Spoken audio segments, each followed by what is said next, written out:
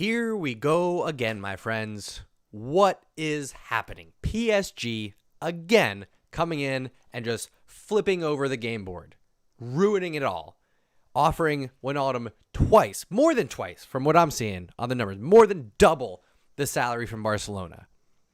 This has echoes of Neymar all over again. There's some different layers to this that we got to talk about. It's not as black and white as it might seem in terms of what Barcelona should do in the reaction. It looks like it's all done. It looks like Barcelona have already said that they're not going to match it. So it almost doesn't matter. But we're going to talk about it anyway. All right. I need to process this a little bit. It's going to be a little bit of a rant. It might be a little bit aggressive. You might want to tuck away the kids for this one. All right. We'll get into it. But first, let's go ahead and kick things off the right way, my friends. Ladies and gentlemen, you are now tuning in to the undefeated Mustache John. Ooh, disappointed indeed, to say the least. I cannot believe it. Just a few years after PSG come in and steal Neymar from us for 222 million euros, which is astronomical. We had that as the buyout clause, thinking there's no way anybody would pay for that. Nobody would match that offer. Yet PSG did it, ruined the transfer market. You can't even get a decent center back for less than 50 million now. It's insanity. So now they're going after player wages, looking to trash that market. I almost don't want to blame Wijnaldum, but I kind of do. If somebody says, hey, we'll go ahead and double what you're being offered, if not more than, reports are saying Barcelona were offering $3 million a year, PSG coming in around $8 million. If you're Wijnaldum, that's hard to turn down, unless you have enough integrity to want to play for a team that is going for trophies. PSG didn't even win Ligue 1 this year. They're not anywhere closer than they were 5-10 years ago to winning Champions League, despite having Mbappe and Neymar and several others. So Wijnaldum, I don't think he puts PSG over the top for any trophies. I think it's a different story at Barcelona. So this is a clear case of going for money over trophies and prestige and playing along Lionel Messi for the last few years of his career. That's tough. That's tough. I don't want to blame him, but I kind of do. I've already gotten messages from people saying Barcelona aren't matching this because of their debt. That is not the case. I've said this before on the channel, but let me just reiterate. Debt does not stop you from spending money. Most of you watching probably have college tuition debt, house, car, credit card. Yet you still go to the grocery store every week and you buy food, don't you? Get what I'm saying here? So Barcelona's debt does not necessarily stop them from spending money in the transfer market. You don't have to pay off that debt before you spend money in the transfer market. That's not how it works. With that said, it is a little bit curious that Barcelona aren't willing to match going from 3 to 8. I think getting Wijnaldum for $3 million a year is a steal, an absolute steal. $8 million puts them right around starting 11 salaries. Ter Stegen, Jordi Alba, a few others make about $8 million, right around there. So in all fairness, could we pay Wijnaldum $8 million? Maybe. You got to ask, what does that do for the perception of the other players who some are taking salary cuts right now? And we're going to go ahead and jack up his to $8 million. That's not great. What does that do for future contract negotiations? If he's coming in at 8 instead of 3 over the next 2 years, whoever's contract is coming up, they're going to be comparing it to that $8 million instead of the $3 million. You have to factor that in too. So it's not so cut and dry that Barcelona should match the 8. My gut instinct when I saw the numbers was they should match it. They should. Wijnaldum will give you 8, but it's an exploding offer. You take it or leave it. If you turn around and ask PSG to counter it, we're done here. You go ahead and with them. That's what I would have done if I'm Barcelona. I don't think that happened. So I'm upset. I'm let down. I was really looking forward to the future, this upcoming season. Wijnaldum and De Jong as a center mid pair going forward and backwards, one covering forward, one coming back, vice versa. So it's a bummer. I'm not sure where we go from here. I haven't processed this enough to start thinking about who we need to look to as a replacement for what was going to be a replacement. So we'll see what happens. This is where I'll turn to the chat. Hello, my friends. Good afternoon. Sorry, I really haven't seen much of you this weekend. I did some traveling, went back home, and things obviously fell apart. So let me catch up. How to vids, Kazakage, Zero, Carl, hello, Honorbond, and Mikel. Welcome. Everybody else, let me know in the chat. Let's start with this while I catch up on the comments here. Where do Barcelona go from here? Who should we be looking to sign that is a box-to-box midfielder that we can get for less than $8 million per year? Because right now, honestly, I'll tell you this. My gut reaction was, screw you, Wijnaldum. Go ahead and go to PSG. On principle alone, we are not going to match that offer. You were this close. We had a medical scheduled for you to come in, get checked out, sign a contract. And then you go, oh, what's that, PSG? More money, you say. On principle alone, kick rocks, take a walk, don't want you here. Then when I saw the numbers, I realized that $3 million is a steal for Wijnaldum. $8 million, it might be a little bit high given that he's 30, but it's not out of the range of acceptable wages. Like I said, there could be echoes of player perception after taking wage cuts, could affect future transfers or future wage negotiations, future contract negotiations. So I'm a bit torn. I'm a little bit torn on this one. Ay. All right, let me get caught up on the chat. Just as we thought it was 100% happening, this is why we don't count the chickens before they're hatched, my friends. That's where that saying comes from. My goodness. Good morning, Kazakage. I'm disappointed in Wijnaldum too. I mean, who knows? It's hard to judge the human being. Who knows what his family financial status is? Who knows what he's trying to get money for? If he's supporting charities, who knows? So let's just human to human. Let's not judge Wijnaldum like that. But it is hard to not say that it's clearly money over prestige, money over trophies. Clearly. 100%.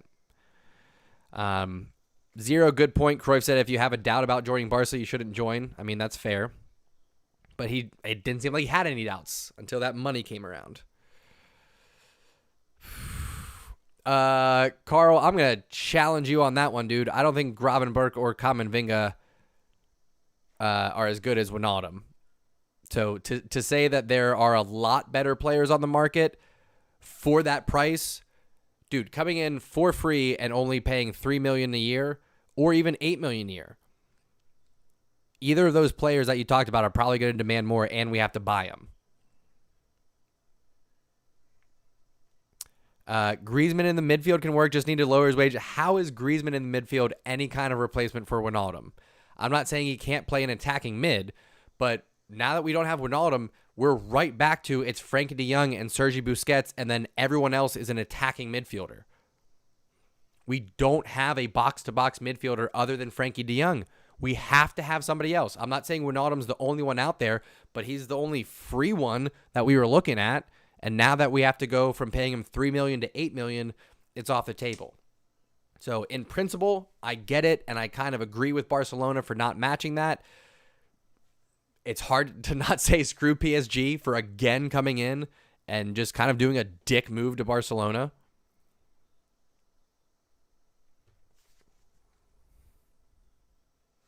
PSG have gone further than Barcelona the last couple of years. It's not like historically PSG go further than Barcelona.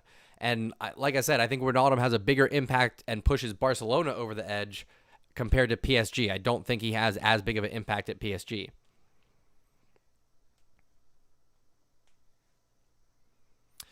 I'm going to mess up pronouncing his name, but Kalhanoglu, however you want to say it, at Milan, again, not going to give you the same thing that Wijnaldum gives you. That guy is an attacking midfielder, a free kick specialist. Give me a box-to-box midfielder. Love from Cambodia. Thank you, Cheyenne. Appreciate it, bro. Daniel, it's not the same. It's not the same as having a box-to-box midfielder. Having a forward that's willing to come back and play defense is not the same as having a box-to-box midfielder. Look at what Frankie de Jong is able to do. That is what I'm talking about in a box-to-box midfielder. We're not going to find someone that does it as well as Frankie de Jong, but if you look at how hard it is to mark him and the kind of influence he has on the match end to end, that's what we're looking for. That's what we need, particularly if we are going to go back to a 4-3-3 formation. The fact that we're not getting Wijnaldum, kiss that goodbye. We're not going with Busquets, De Jong, and Pedri in a 4-3-3. You can't. You cannot do that.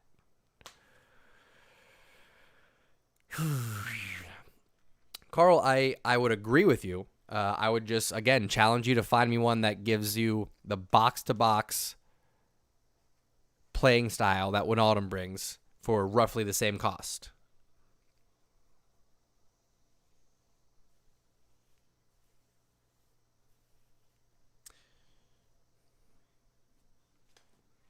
I don't know, Carl. I think you're stretching, dude. I think you're stretching. I don't know why we're trying to act like this doesn't suck. It's okay. This is okay to be like, this is a bummer. It sucks a little bit. Which is how I'm feeling right now.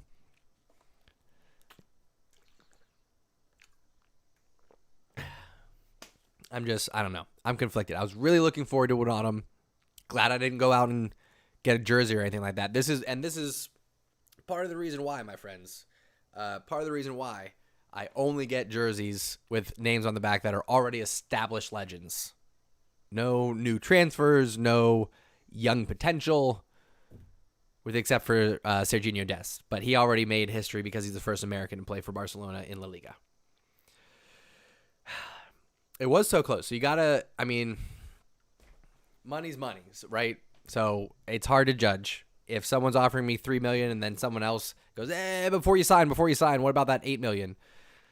Hard to judge. But where were PSG this whole time with that $8 million? Why did they wait until we were so close to having pen to paper before they go, wait, we got $8 million for you instead? That's a dick move. That's an absolute dick move from PSG. It's the same thing with Neymar. They waited until the near end of the transfer market to come in with that 222 million euros to sweep away Neymar. Now, listen, yeah, Neymar still had to agree to that deal, but PSG came and offered that at the end of the transfer window. Right here, it was this close to Wijnaldum signing for Barcelona, and they come in and do a very similar move. Last minute, really putting Barcelona behind the 8 ball. I can't help but feel like that's a little bit personal from PSG. So it's a little bit upsetting. I'm having a hard time not getting my blood boiling on that one.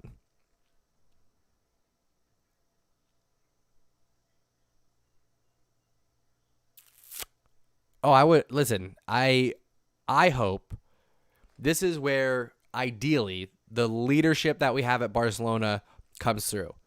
I'm hoping that Laporta and his team go, hey, this is a little bit embarrassing for us. We got to make good to the fans. That's what ultimately we're trying to do with these signings. We're trying to improve the squad. I don't know. I don't know. Maybe they got an idea to splash some cash somewhere else. Kandokar, how we doing? Vizca Barca, excuse me. How we doing? Ooh, Daniel, no, I don't think so. I mean, we can take a look at Fabrizio Romano's Instagram. That's honestly the best way to stay up to date. He's the most accurate, in my opinion. Doesn't look like he's posted anything new. It's pretty much a done deal. This was the last update. When was this? This was on my drive home 8 hours ago? Okay. Longer ago than I thought. So he can change his mind until it's officially signed, but we'll see. It looks like for now, it is a Sunday, so it looks like for now we're just kind of on pause, but everything is pointing to Wijnaldum at the moment.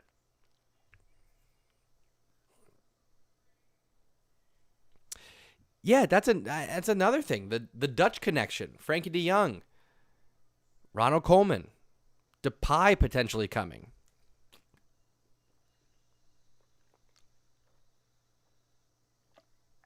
Just not cool. Just not cool.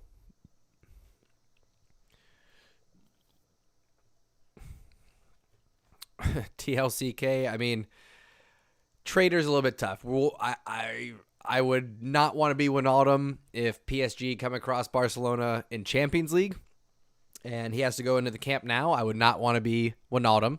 To call him a traitor is a little bit harsh. He never officially signed for us, but this is a lesson. This is a lesson, everybody, for people who have not been keeping a tab on the transfer market historically. Weird shit happens. Weird shit happens. Hopefully Depay does come in the next few days. That would be great. He definitely did just go for money. That's quite obvious. But I blame PSG more than I would blame Wijnaldum for this one. We do have to speed up before someone comes in and steals that one from us too. So, I don't know. I don't know, folks. That's the latest news. It's upsetting, but it is what it is. It is what it is. I wanted to pop on and just do this breaking news for you folks. So this is going to be a short and sweet. I actually just got home back in town, so I'm going to do a little lounging on the couch. I'm going to get some food. But for those of you that want to hang out, we'll talk about this more. We're doing a live stream. It's going to be a late one, 9:30 tonight, 9:30 p.m. Eastern Daylight Time. It's USA versus Mexico. It's going to be a heated match. If you are a fan of football, you need to tune in for this one, all right? USA versus Mexico, the most heated rivalry for the U.S., the most heated rivalry in CONCACAF, which is our section of the FIFA conferences. Come hang out. 9:30. Of course, we'll talk more Barcelona, but it's going to be mostly about doing the USA match. So, I don't know, folks. You'll hear me say a lot on here. It is what it is, and that's honestly all I got for you. I'm disappointed. I'm upset. I'm hoping that Joan Laporta and his team can come up with something to turn things around here, something to give the fans a little excitement again, because this is a bummer. I think we can all admit this was a bummer. I was looking forward to Wijnaldum coming in, having that partnership with the young. Looks like it ain't happening. So thank you so much, everybody, for tuning in and taking a ride. Breaking news right here on the Undefeated channel. Make sure you subscribe, turn on notifications so you don't miss any of these headline-breaking announcements. We'll be right here for all the big ones. So, like I said, folks, thanks for tuning in and taking a ride. We will catch y'all next time.